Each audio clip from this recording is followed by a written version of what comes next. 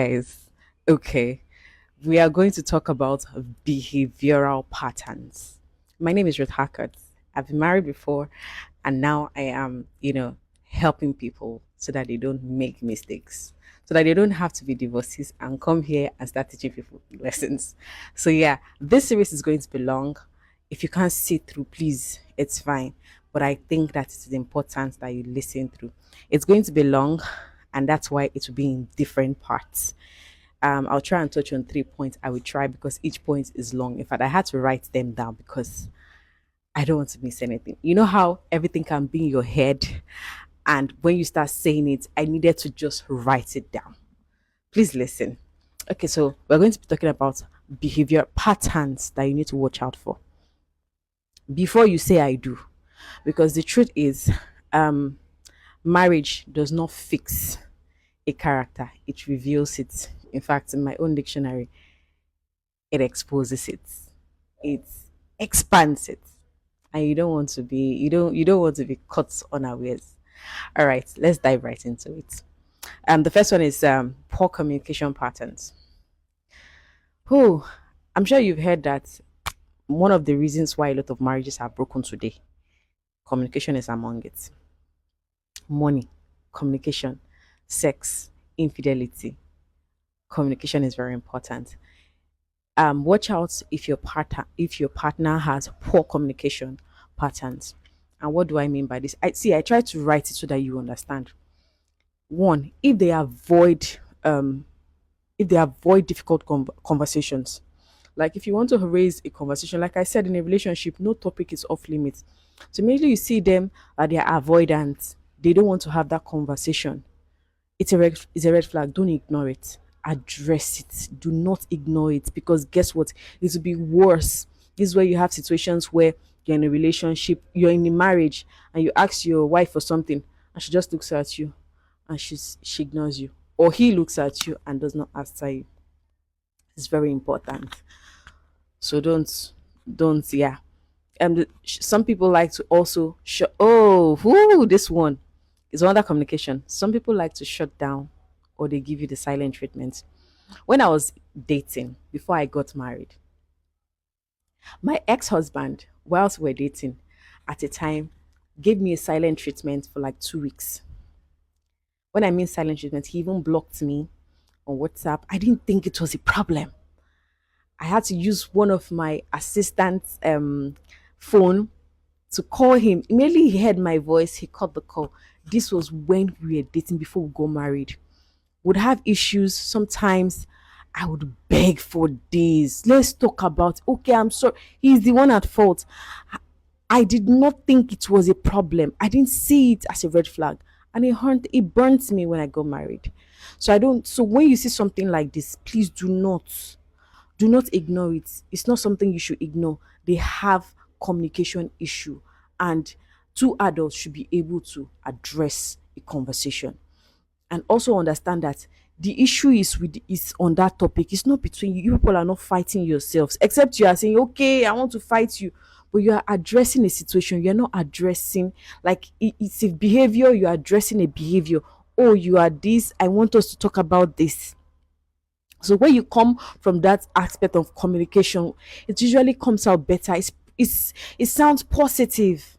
It gives off a positive energy that, okay, I'm not fighting you. I am or fighting the situation. We are not fighting each other, we are fighting the situation. When these people give you silent treatments, no, you don't want that. Oh God, I definitely cannot even touch day three. That means I'm going to stay on communication. This is definitely going to be in a long series. Now, yelling, insulting, and speaking disrespectfully. Ooh, when I wrote this is my experience. So I will share as I can. When I was dating, my ex-husband could tell me shut up in the public, could talk to me anyhow. And because we're in the public, I'm not a public person. Like I would keep quiet and I will not get angry. So that people don't start to tell me sorry. So I just smile and just gloss over the situation. Um, and this happened for a long time. Now there was a particular day I just put to bed when we were married. I just put to bed. I think weeks later, And then he came back, and you know, there's something that giving birth also does to women. It changes women. So that day, he came back weeks later and he said, he shouted at me and insulted me. He now said, I just said, and he said, you should be happy I've reduced the way I used to insult you. Yes, in like that, you should be happy I have reduced the way I used to insult you. A realization hit me. The truth is, I couldn't blame him because I took it even before we got married. So that's why I'm telling you that whatever you take when you're not married, when you're in a relationship, prepare to take it, prepare to be served, prepare to be dished because you will eat it, they will give you all the and it's you I mean, they are who they are, but you decide to accept that they will serve it to you. I didn't say anything, but it hit a nerve in my head because I had been taking it. And in fact, he's telling me to thank him. He has reduced insulting me. So this thing is important because some people don't know how to communicate without insulting you, without shouting, without yelling at you. You are right beside them and they will shout. You're in a relationship. That's chaos, so that's not communication. Okay. So refusing to listen always and always interrupting.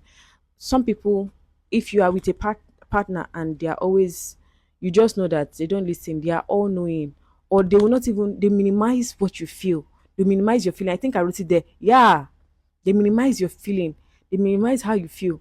Watch out. Also, when they do the blame game, when you are conversing with them or you're having a conversation with them and they blame it on you. For example, they can say, oh, it's because of you, it's because you and I fought, that was why I cheated on you. And the next time it's because you and I fought again, so I did it again. It's because they are terrible at communication. Good. Can I touch the second one? Okay, let me try this in the next 2 minutes before it turns 10 minutes. The next one is lack of accountability. Ooh, yeah, definitely. Lack of accountability. Watch out for this flag. Watch out if it is green or red. Accountability. Lack of it is definitely red. Okay. So yes, you can also marry what I said last, when they blame, when they can't take responsibility for whatever they've done. See, nobody is perfect, but if somebody is wrong and you now call the person out on their, let's call it BS. You call the person and say, oh, you did this, and they're saying, I'm sorry. Now watch out how, if they are sincerely sorry, they need to be sincere. Some people can just be sorry. Okay, I'm sorry, genuinely sorry. That's accountability. That's taking responsibility for your action and your behavior. Watch out if your partner or your boy fiancé has this character. Now, the never apologizing. In fact, then when he used to ghost me, or what will you call it, give me silent treatment for weeks, I would still be the one to apologize. I will still come back to say I'm sorry. I could say I'm sorry 1 million times. Oh my god. This Let me just share an experience. We'll talk about the next after this experience, that's the end. Then we'll talk about the next series in the second part. Now, there was a day that we had the issue. Um, I think we went to the market and I was making the last payment and he didn't want to carry the bag. So he now called me back when the market. I should come back, I should come and carry this bag. That's so if I say this, some people will not understand it because I will say it, I won't say it in Yoruba. I say, oh, then you law. Let me say it in English. And I say, so you're catwalking. And I'll carry the bag because our housekeeper was carrying the other load.